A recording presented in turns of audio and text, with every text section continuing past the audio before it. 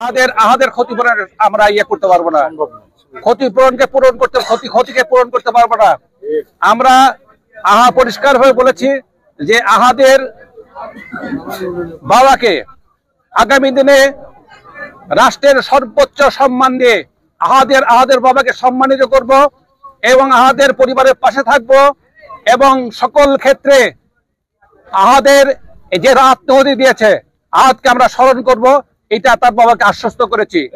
এখন আমাদের বাংলাদেশ জাতীয়তাবাদী দল এবং বাংলাদেশ জাতীয়তাবাদী দলের নেতা আমাদের ভারপ্রাপ্ত চেয়ারম্যান জনাব তারেক রহমানের পক্ষ থেকে তাকে আমরা সামান্য আর্থিক অনুদান আমরা ঘোষণা করতে চাই।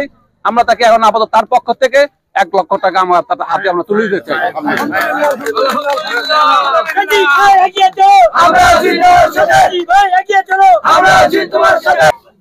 সবাই দোয়া করবেন, আমাদের এমপি সাহেবের জন্য সবাই দোয়া করবেন, আহাদের বাবার জন্য, ইনশাআল্লাহ ইনশাআল্লাহ।